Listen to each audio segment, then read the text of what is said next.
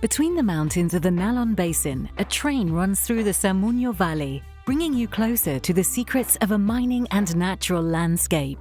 The journey begins at El Cadavillo station in Langreo.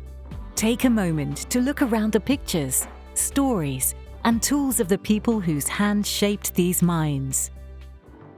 On board the train that moves along the valley slopes, you can see how nature has gradually reclaimed the former mountain workings.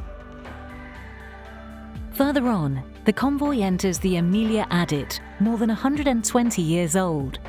The damp air and the smell of coal immerse you in the true atmosphere of the mine.